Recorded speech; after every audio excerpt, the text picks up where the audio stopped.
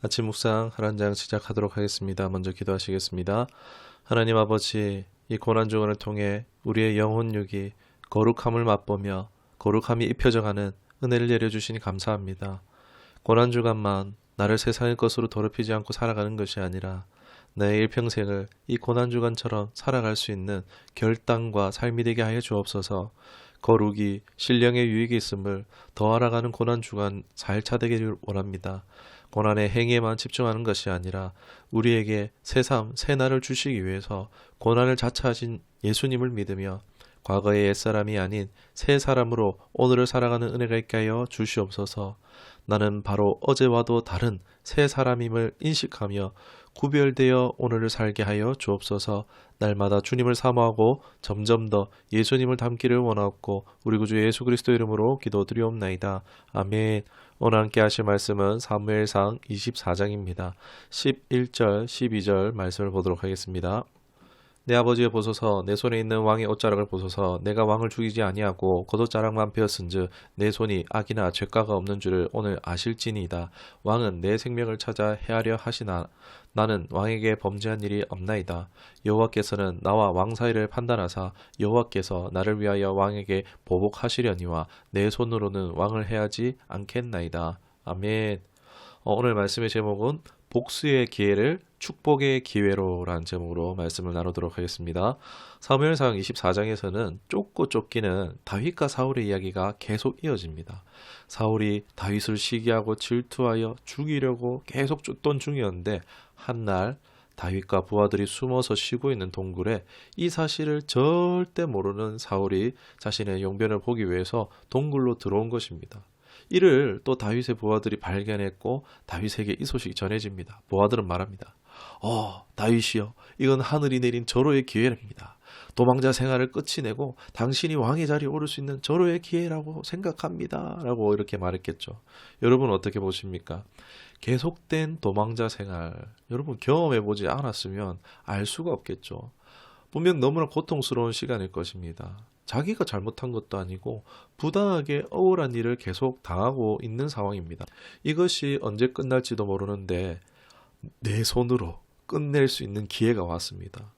그동안 나를 그렇게 괴롭혔던 원수가 지금 내 손에 쥐어진 것입니다. 부하들은 계속 이것이 복수의 기회다, 반격의 역전의 시작이라는 식으로 부추겼을 겁니다. 이제 우리의 세상이 왔다라고 좋아할 수도 모르겠습니다. 아무도 사울을 죽인다고 해도 뭘 할 사람도 없고 좋아하는 사람들이 훨씬 더 많았을 것입니다. 악한 왕을 물리친 새로운 왕이라고 온 세상이 환영했을지도 모르는 일입니다. 만일 다윗의 입장이 사울이었다면 사울은 분명 죽이고 사람들의 인정을 받으며 스스로 왕이 되길 자처했을 것입니다. 왜요? 자기 중심의 사람, 욕망에 이끌리는 사람, 하나님보다 사람을 두려워하는 사람이었기 때문입니다. 그러나 다윗은 어떻죠? 하나님 중심의 사람입니다. 자신의 욕망보다는 하나님을 경외하며 경외는 사랑하며 두려워하는 것이죠.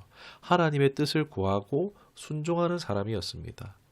여러분 분명히 이것은요, 하나님이 주신 기회였습니다. 그런데 이것이 복수의 기회, 자기가 스스로 왕이 될 기회였습니까? 아니요. 다윗이 볼 때 이것은 시험이었습니다. 참 축복으로 가는 관문이었습니다. 아무 누구도 몰랐지만 다윗은 이것이 하나님의 테스트라는 것을 알았습니다. 여러분 다윗이 얼마나 지금 무르익어 가는지를 알 수 있는 대목입니다. 하나님이 원하는 사람으로 지금 거의 준비가 된 것입니다. 마치 다윗은 창세기에 나오는 선악과를 마주하고도 따먹지 않은 것이라 할 수 있습니다.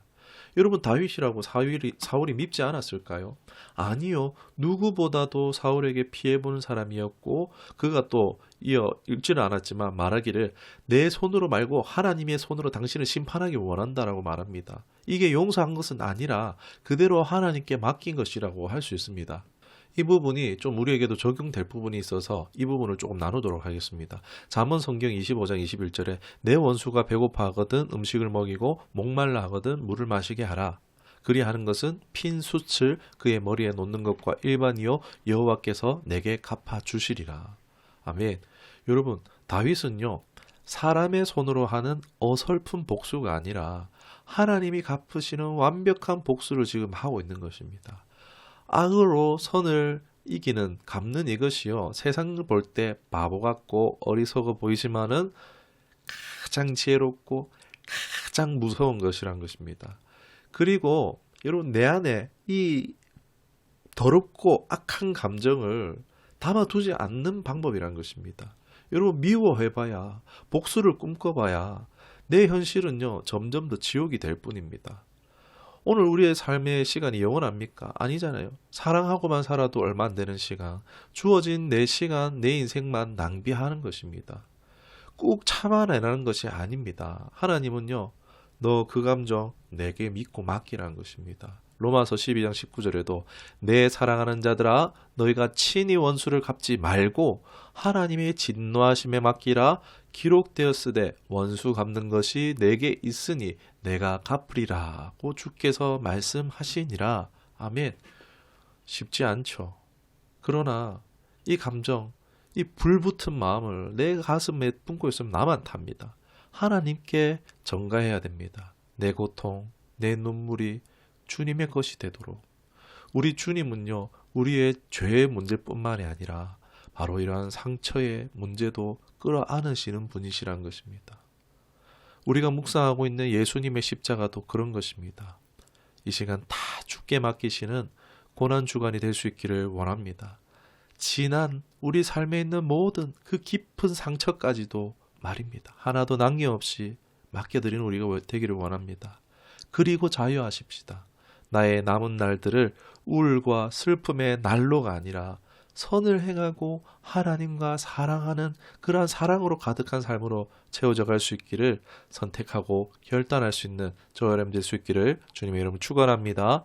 하나님께서 앞서 23장에서 사울의 손에 다윗을 맡기지 않으셨어요. 붙이지 않으셨어요. 그러나 오늘 24장에서는 다윗의 손에 사울을 붙이신 것을 볼 수 있습니다. 다윗은 복수의 기회로가 아니라 사울의 옷자락만 살짝 베었죠.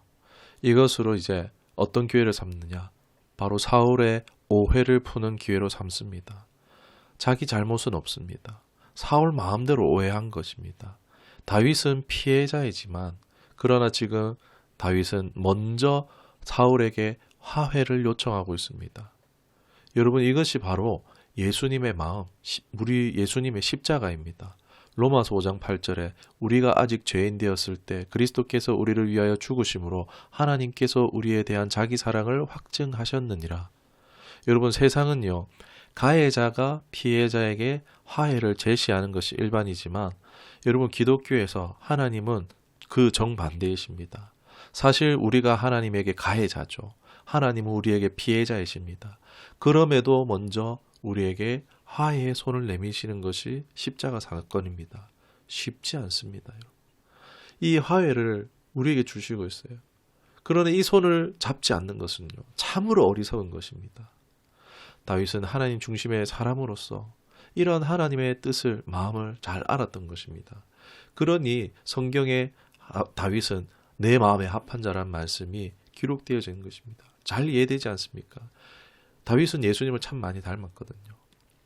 하나님은 이런 하나님 중심의 사람들에게 하나님의 주권을 인정하며 결코 그 선악과를 따먹지 않는 하나님을 의지하며 의중을 알고 행하는 자들에게는 어떻게 하십니까?